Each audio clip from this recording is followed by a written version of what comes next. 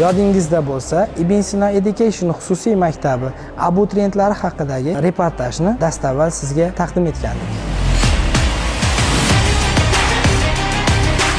Siz kimyaga qiziqmaysiz, lekin bizning maktabimizga kelsangiz boshqacha bo'ladi. Ustozlarning bilim darajasi kitob bilan cheklanib qolmagan. Bizda 7-sinfda kelgan bolalar 10-sinfda sertifikat olib bo'ldi. O'qib turgan odamga o'zi ikkita narsa, muhit kerak, keyin ikkinchisi zo'r o'qituvchi, yaxshi o'qituvchi. Bu markaziy Ibn Sinoda ikkovi ham bor. Kimyo fanidan bo'lsa 1 yil davomida o'sha mavzularni 7 marta takrorlanadi. 7-marta takrorlanganda universitet darajasidagi kimyoni o'zlashtira oladi. Kelgusida kardioxirurg bo'lmoqchiman. Xudo xolasa Toshkent tibbiyot akademiyasiga topshirmoqchiman. Davolash yo'nalishi kelajakda nevroxirurg bo'lish niyatimda. 2024-2025 yil qabul Ibn Sino Education xususiy maktabi o'quvchilari uchun muvaffaqiyatli yil bo'ldi. Biz bu yilda 90-95% natija bilan o'quvchilarni tibbiyot institutlariga o'qishga kiritishga erishdik. Keling ular bilan dildan suhbatlashamiz.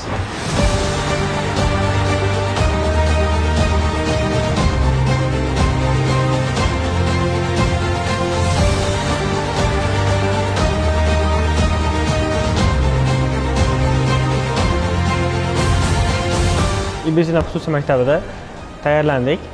Kimyo va biologiya fanidan milliy sertifikatlar qo'lga kiritib, mana Toshkent tibbiyot akademiyasiga kirdik, alhamdulillah. Buning uchun avvalambor shu domlalarimizga rahmat aytmoqchiman. Hozir mana tibbiyot akademiyasida 1-kursda o'qiyapmiz. Taassurotlar o'zgacha, albatta.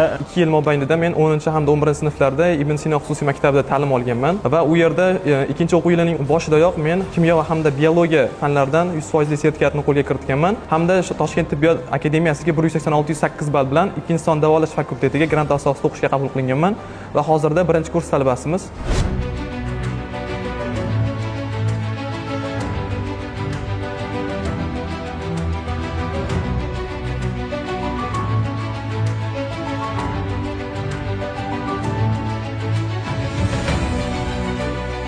Uch yil mobaynida tayyorlandik. Birinchi semestr, ikkinchi semestrda 1-kursni tugatdik. Kayfiyatli a'lo. Bir hafta oldin kimyo darsida Qodirjon Qosimovga o'rgatgan bilimlari yordam berdi. Masalan, men mamnunman o'qiganimdan. Sababli ora-orada domlalar savol bo'ladi, shu narsani hayotiy qilib tushuntirib ber. Bizga domlalar asosan shu hayot qilib tushuntirib berishardi. Shu tomondan menga qulayliklari bor. Endi odam ichidan niyat qilsa, haqiqiy ko'ngildan niyat qilsa amalga oshar ekan. Yaqindagina o'zi 1 yil bo'lyapti rosa. Niyatim shu Toshkent tibbiyot akademiyasi talabasi bo'lish, davolash fakulteti edi. Xudo xolasa Toshkent tibbiyot akademiyasiga topshirmoqchiman. Davolash yo'nalishi kelajakda nevroxirurg bo'lish niyatimda. Hozir niyatimga erishib turibman. Endi bundan yo'q xursandman. Albatta endi Xudoga shukr nasib qildi. Niyatimiz xolis ekan. Shu kunga keldik. Fanlarga qiziqqanimiz o'sha maktabimizda yaxshi o'zlashtirgan ekanmiz. Bu yoqqa kelib umuman u fanlardan muammo bo'lgan yo'q. Chunki maktabimizda o'qishga kirish uchun tayyorlanilmasdi. Bilim berish uchun, ilm berish uchun, o'quvchini haqiqiy kelajakda bir kadr bo'lish uchun tayyorlanilardi. Niyat shunaqaligi uchun unaqa muammo bo'lmadi bu yerda kelib, почти bu yoqqa kelib o'qiyapmiz. Faqat kimyo, biologiya u yoqda o'qigan fanlarimiz emas, anatomiya o'zimizga kerak sohamizga muhim bo'lgan fanlarni o'qiyapmiz.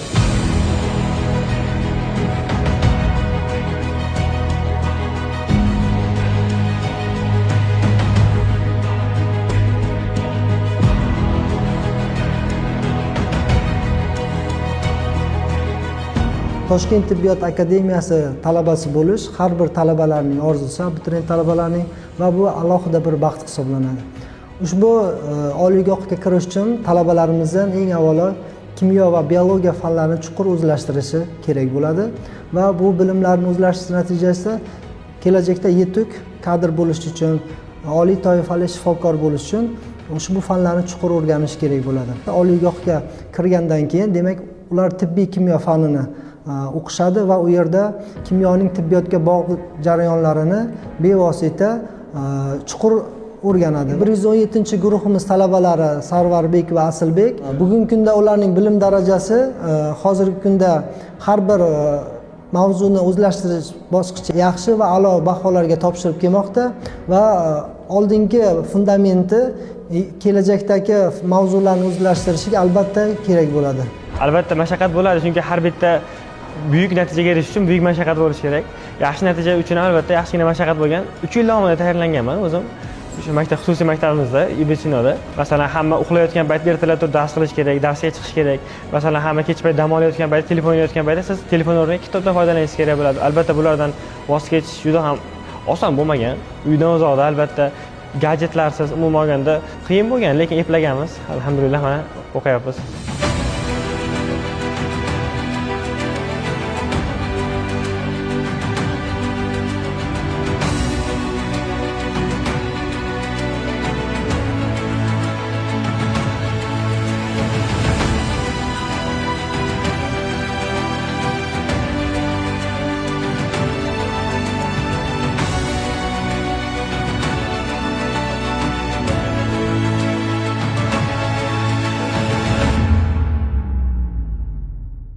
Imtihon jarayonlari unchalik hayajonli kechmagan, chunki imtihonga kirguncha biz o'zi kimyo hamda biologiya sertifikatini olib bo'lgandik va imtihonda shu 1 soat davomida biz faqatgina majburiy fanlardan testlarni yechganmiz va testlarimiz natijasi a'lo chiqqan va natijadan juda ham xursand bo'lganmiz. Buning uchun shu bizga ta'lim bergan ustozlarimizga kattakon rahmat aytib qolaman, chunki ularning hissasi biz uchun beqiyos. Bizga o'z farzandlaridek bizga tarbiya berishda ham ta'lim berishda ulardan juda ham minnatdormiz. Men birinchi o'rinda o'sha kimyoni o'rgatgan Qodirjon Qosimov, Murodjon domla, Sardor domlaga o'z minnatdorchiligimni, eng asosiysi Shohid opaga minnatdorchiligimni bildiraman. Yaxshi bergan bilimlari sababli mana a'lo baholarga o'qib yuribmiz. Men Ibn Sino Educationda 4 yil ta'lim olganman. U pashli oilam bo'lib ketgan. Men uchun eng ko'p o'qiganlardan bo'lsam kerak. Bu yerda hamma men uchun qadrli. Birinchi o'rinda boshlaydigan bo'lsak, Qodirjon Qosimov ustoz men nafaqat o'qitish, balki kirib kelishimga ham qissasi bor, uni tarixi bor o'zini. Shohidaxon ustoz ikkinchi o'rinda, keyin Sardor domla, Murodjon domla, Hoji Akbar domla, Islomali domla, Shahboz domla, Ahror domla, hammalarini o'rni beqiyos bizni shu darajaga kelishimizga. Avvalambor o'zingizda o'qishga kirishingizdan ham ko'ra ota-onangizni ishonchini oqlash ko'proq odamga rag'bat bag'ishlaydi-da. Masalan, o'zingiz o'qishga kirganingiz bu o'zingizning yo'liga, lekin ota-onangizni ishonchini oqlaganingiz bu siz uchun haqiqiy baxtda.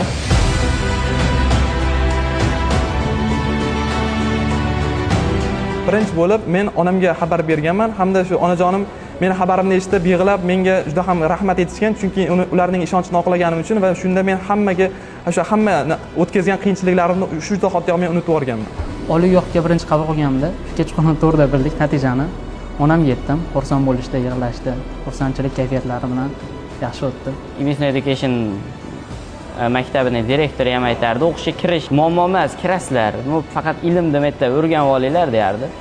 Xuddi shu narsa. Hozir bu yerda ham shunaqa o'qiyapmiz, lekin u bir baho uchun emas, ilm olish uchun o'qiyapmiz. Baholar o'zida o'zi.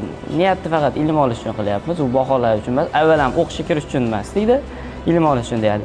Hozir bo'lsa ko'ngilimizdagidek bo'lyapti o'qish qilib.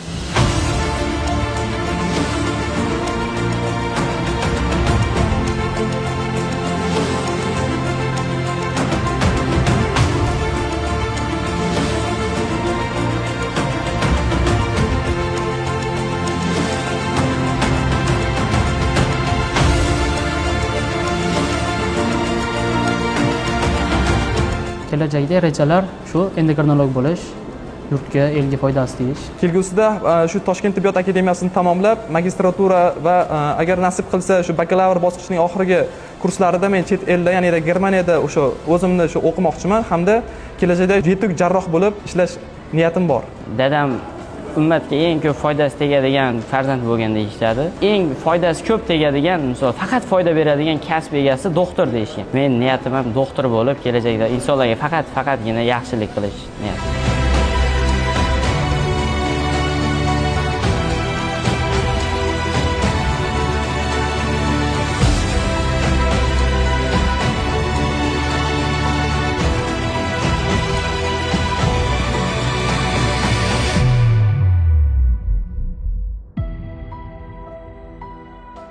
Agar sizda ham Ibn Sino Education xususiy maktabida o'qish va yurtimizning nufuzli tibbiyot institutlarini talabasi bo'lish niyati bo'ladigan bo'lsa, quyidagi raqamlarga qo'ng'iroq qiling.